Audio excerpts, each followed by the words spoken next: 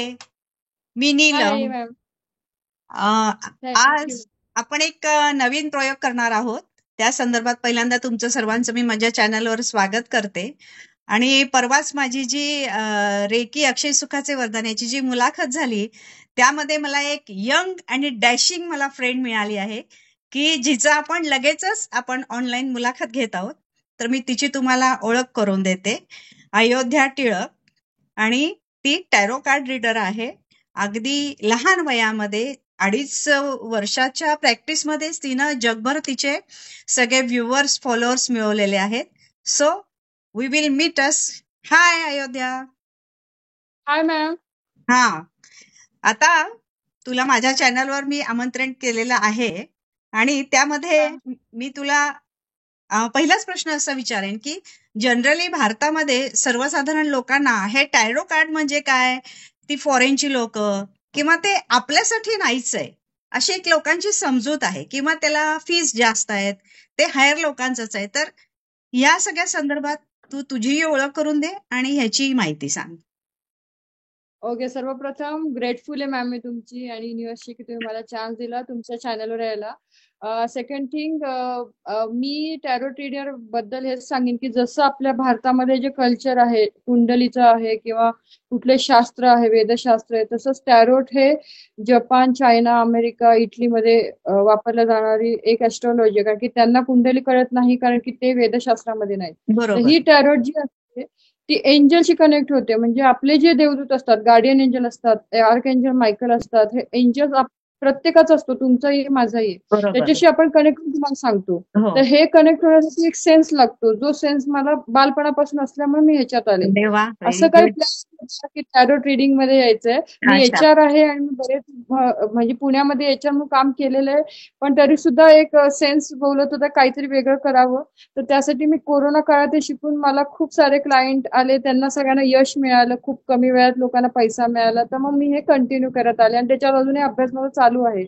So I am very grateful to you की तुम्ही मला बोलवलं मॅम. नाही, I am also grateful to you. कारण अशी फ्रेंड मला माझ्या ह्या फक्त मी रेकीचे आभार मानेन, कारण त्याच्यामुळे मला अशी लोक कनेक्ट होत जातात. आणि शेवटी आपली जी तुझी थेरपी काय, माझी थेरपी काय, आपण ही फक्त लोक कल्याणासाठीच त्याचा उपयोग करत आहोत. बरोबर आहे. तर आय एम बरोबर so ma'am. Happy with you.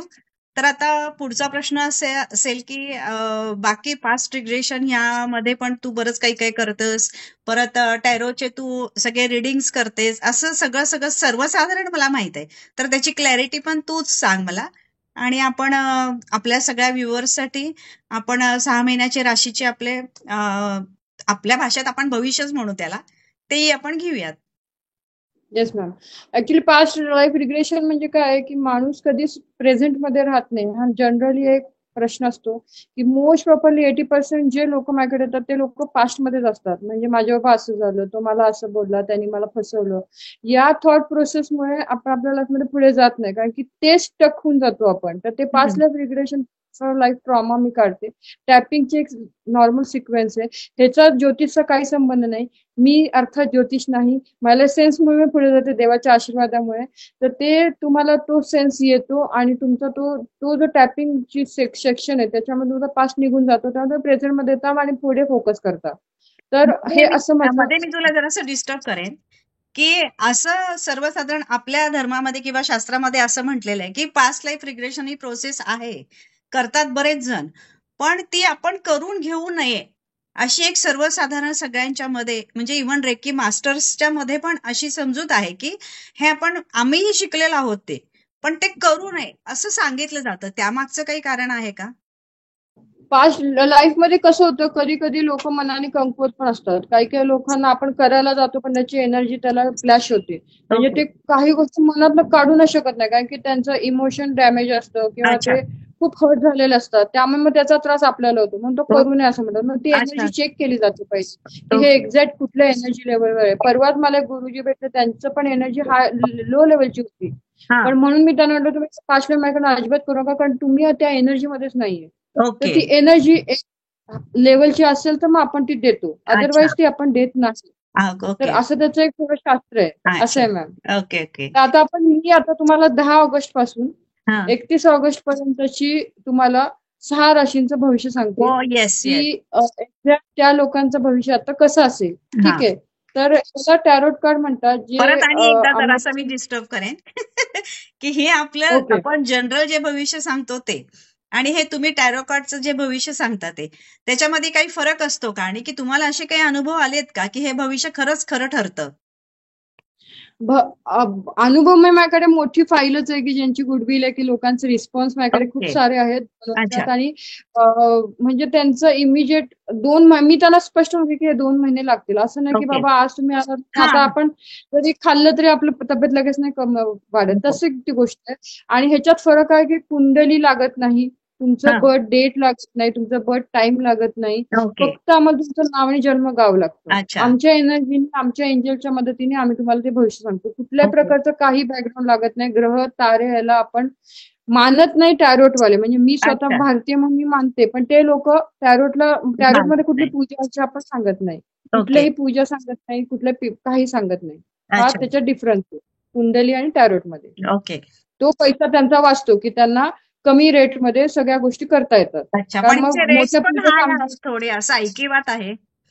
नाही, टॅरो माझे कार्ड रेट्स तुमचे खूप कमी आहेत. अच्छा. खूपच कमी आहेत, जे जे तुम्हाला सर्वसामान्य अफोर्डेबल. करू शकतील असे आहेत का? हो, हो. अगदी कुणी पण ओके. करू शकतं. अच्छा. असं काही इश्यू नाही आणि तुम्ही इन्स्टॉलमेंटमध्ये पण मला पैसे देऊ मग शकता. आपल्या सगळ्या त्याचं पण व्ह्युअर्सना मी सांगेन की आपल्या ग्रुपवर आता ह्या ज्या जॉईन झालेल्या आहेत ह्याचा तुम्ही सर्वांनी नक्की जरूर फायदा घ्या आणि दर महिन्याला तुम्ही यांच्याकडून टॅरो कार्ड रिडिंग ऐकत चला. थँक्यू. आता आपण स्टार्ट करूया. हो, 10 येस. ऑगस्ट पासून 31 ऑगस्ट पर्यंत बघूया की कुणाचं काय भविष्य आहे. हे असे टॅरोट कार्ड्स आहेत. ठीक आहे. आता आपण टॅरो कार्ड नीट दाखव, दिसले नाही जरा. हो, सर्वांना दिसू असे देत. टॅरोट कार्ड असतात. हा, येस. हा. ठीक आहे. ओके. आणि हे हा. भविष्याचे कार्ड असतात. त्याच्यामध्ये अच्छा. तुमचं कलर सगळं सगळं येतं. ठीक आहे.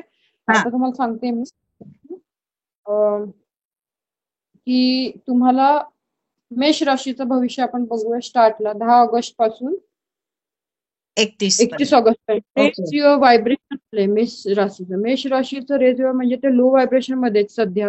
अच्छा. आणि त्यांना 31 ऑगस्ट मध्ये त्यांचं व्हायब्रेशन हाय करायचं म्हणजे काय तर मनस्थिती त्यांची जी आता नाजूक चालली आहे किंवा डालमोल चालली आहे, चंचल चालली आहे, ती सोडून त्यांना फोकस करावं लागेल त्यांच्या एक टार्गेटवर. जे अच्छा. त्यांना 31 ऑगस्टला त्यांनी व्हायब्रेशन कसं हाय करायचं तर मेडिटेशन करायचं सिम्पल 7 चक्र अच्छा. मेडिटेशन ते ऐकतात जे त्यांना फ्रीमध्ये युट्यूबवर मिळेल किंवा त्यांना नाही, त्यांचं माझ्या टार्गेट. आपल्या चॅनलवर आहेच ना, माझ्या सप्तरंगवर आहेच मेडिटेशन. हा, मग ते तुमच्याकडे पण ऐकू हा. शकतात. 10 ऑगस्ट ते 31 ऑगस्ट त्यांनी मोस्ट प्रॉपरली टार्गेटवर काम करावं. ओके. कारण लो व्हायब्रेशन कामं होत नाहीये तर ती कामं त्यांची नक्की होत.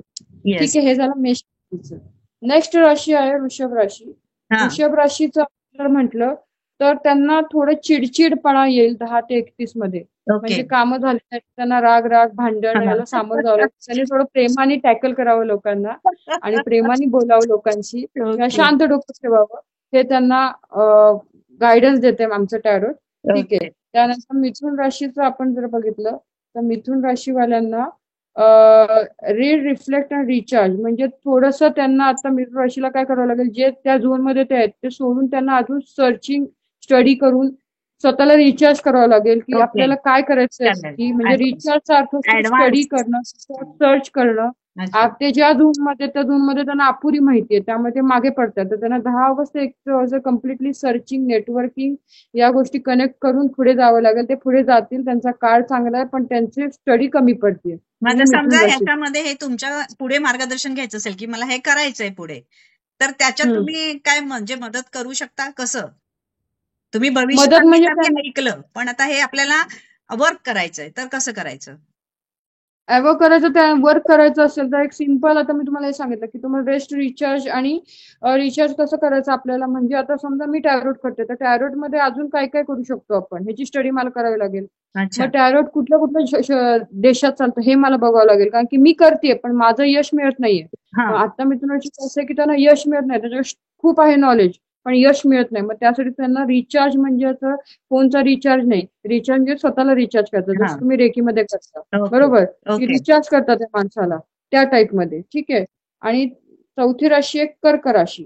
ओके. कर्क राशीचं जे आहे तर त्यांना बाउंड्रीमध्ये कर्क राशीवाले कसे, कोण आले ह्याला मदत करा, तो आला त्याला मदत करा, हे आला आणि स्वतः मागे पडतात. अच्छा. तर कर्क राशीवाल्यांना बाउंड्री ठेवावी लागेल की मी या बाउंड्री पर्यंत म्हणजे 20 ऑगस्ट पर्यंत माझं हे काम झालेलं असेल किंवा 30-31 ऑगस्ट पर्यंत माझं हे काम झालेलं असेल. तर बाउंड्री मध्ये राहावं लागेल. काय होतं त्यांना ते म्हणजे काही करत नाहीत. हा चालू आहे ना, चालू आहे असं नाही. एखादा माणूस चालतात आपलं काम सोडून ते त्यांचं काम करतात. तर तसं करू नका. तुमचं काम पहिलं हे टार्गेट ओरिएंटेड पुढे जावा की बाबा हा मला 20 पर्यंत करायचं, तर आय विल बी देअर की 20 ला माझं झालं पाहिजे. तर हे थोडंसं त्यांनी लक्षात ठेवलं तर त्यांना सक्सेस मिळेल. अदरवाईज काही निगेटिव्हिटी नाहीये त्यांच्या कार्डमध्ये. ओके. त्यानंतर सिंह राशी आहे. सिंह राशी जी आहे ती स्वतःवर ट्रस्ट ठेवत नाही. सध्या जी सिंह राशीची आता मनस्थिती चालू आहे ती आत्मविश्वासाची कमी आहे. ट्रस्ट युअर वाईफचा अर्थ असतो एक वाईफ असते आपली, बरोबर. आपण एखाद्या हॉटेलमध्ये जातो किंवा आपण एखाद्या क्लासला जातो तर आपले वाईफ बोलत असतात की आपण म्हणतो त्या टीचरचं मला सगळं कळतं, पण त्या टीचर मला कळतच नाही ती काय शिकवते. मग इथं आपला विश्वास कमी पडतो. तर सिंह राशीचा आता आत्मविश्वास कमी झालाय. आत्मविश्वासासाठी त्यांनी गणेशाचा मंत्र म्हटला पाहिजे, श्री गणेशांना. अदरवाईज त्यांनी हेल्पिंग नेचर त्यांचं ठेवलं पाहिजे. सिंह राशीचं काय होतं, राग खूप होतो त्यांना. मग त्यांनी राग न येता त्यांनी त्या रागावर कंट्रोल ठेवून एक्झॅक्टली काय चाललंय ते लोकांना, मी ह्यांना असं केलं, ते भूतकाळात राहणारे सिंह राशीवाले खूप आहेत आणि त्यांना अपेक्षा खूप असते लोकांकडनं. नाही मी असं केलं तर त्यांनी मला ते दिलं पाहिजे. तर या अपेक्षा थोड्या 10 ऑगस्ट पासून त्यांना सोडाव्या लागतील. कारण की त्यांना लोक अपेक्षेनुसार मदत करणार नाहीयेत. त्यामुळे त्यांना त्यांच्या वाईफ स्वतः विश्वास ठेवून पुढे जावं लागेल. कुणीही त्यांना मदत करेल अपेक्षा ठेवायची नाही. स्वकर्तृत्वावर पुढे जावं लागेल. आता याच्यामध्ये सुद्धा मी तुला इथे थोडंसं सांगेन की आपल्या सप्तरंग 594 चॅनलवर हे राग कसा कंट्रोल करावा, माइंड पॉवर सिरीज, किंवा त्याच्यामध्ये तू आता जे म्हटलीस ना की आत्मविश्वास, या सगळ्याचं सुद्धा मार्गदर्शन आपल्या चॅनलवर तुम्हाला मिळेल. तुम्ही जरूर तिकडे तुमच्याकडनं त्यांनी घ्यावं असं मी म्हणेन. तुमच्यापेक्षा चांगला आत्मविश्वास आपल्या सगळ्या चॅनलवर हे सगळं आहे. बरोबर. Great ma'am. नेक्स्ट. आता रिमेंबर हू यू आर. कन्या राशीचं आपण नेक्स्ट कार्ड काढले. कन्या राशीचं कसं होतंय की कन्या राशीचं आता मेसी लाईफ चाललंय. मेसीचा अर्थ असतो की कुठंच काहीच होत नाही. म्हणजे घरात ते काम करतायत, बाहेर पण ते काम करतायत, इकडं पण ते काम करतायत, तिकडं पण ते जात आहेत.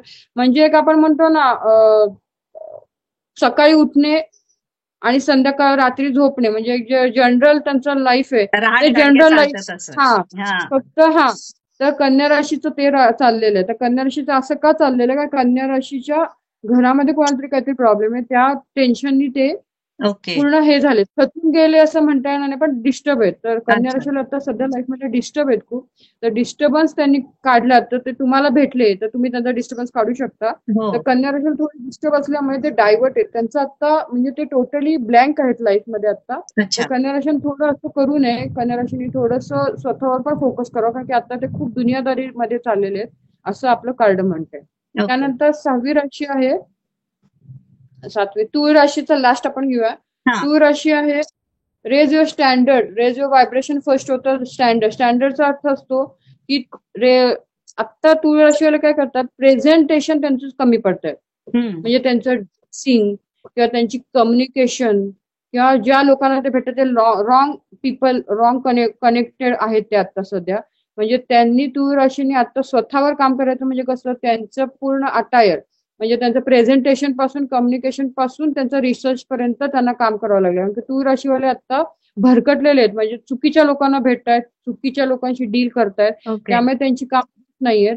ते स्वतःही कमी पडतात. म्हणजे ते कसेही जात आहेत भेटायला, काही त्यांचा प्लॅन नसतो. आणि हे जे मी सगळं सांगते हे करोडो लोकांचे, त्यामुळे हे सगळ्यांना सूट होतं असं नाहीये, हे पण मी सांगते. ते म्हणतील नाही आम्हाला तुम्ही असं बोलला असं नाही, पण असं नाही. हे सगळं हे जनरल रिडिंग आहे.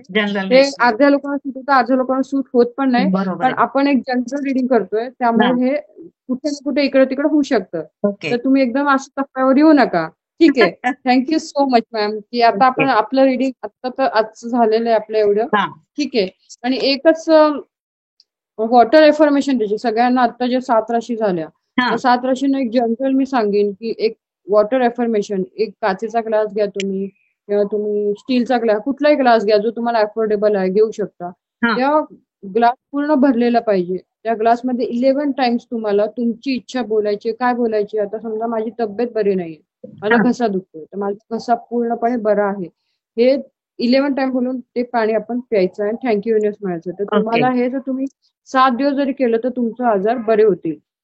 व्यापारामध्ये तुम्हाला लॉस होतोय तर मला व्यापारामध्ये रोज मी 5,000 रुपये कमवत आहे, हे बिलीफ सिस्टम ठेवून तुम्ही हे करायचंय तर डेफिनेटली तुम्हाला याचा उपयोग होतो. लोक करता का पाणी हे देव मानलं जातं आणि पाण्यामध्ये सगळ्या अफर्मेशन तुमच्या कनेक्ट होतात. तुम्ही जे बोलता पाणी पीत पीत जर तुम्ही भांडता तर तुम्हाला अजून तुमची उग्रता वाढते. त्यामुळे पाणी हे सगळ्यात मोठं बाण आहे आपल्या आयुष्यातला, म्हणजे खूप मोठं एक जॅकपॉट आहे ज्यांनी तुम्ही सगळं कमवू शकता. थँक्यू. हा, तर ह्यांनी पण याच्यामध्ये टॅरो कार्डिंगमध्ये ह्या स्वतः पण रेकी मास्टर आहेत, त्यामुळे त्यांनी हे रेकी हिलिंगच सांगितलेलं आहे, रेकी वॉटर हिलिंग आपण जे करतो ते. आणि आज त्यांनी इतकी सुंदर माहिती सांगितलेली आहे. आणि आपल्या चॅनलवर तुम्हाला रेकी म्हणा, टॅरो म्हणा, ह्या सगळ्या गोष्टी तुम्हाला फ्री ऑफ कॉस्ट मिळत आहेत. तर मी सगळ्या व्ह्युअर्सना हीच विनंती करेन की आपण ह्याचा जास्तीत जास्त फायदा करून घ्या. आणि याच्या नेक्स्ट राशी सगळ्या आहेत त्या आपण नक्कीच सांगणार आहोत, नक्कीच भेटणार आहोत, पण ते पुढच्या व्हिडिओमध्ये. आणि अयोध्या, थँक्यू सो मच माझ्या चॅनलवर आल्याबद्दल आणि एवढी छान माहिती सांगितल्याबद्दल. धन्यवाद. Thank you all viewers. Thank you ma'am.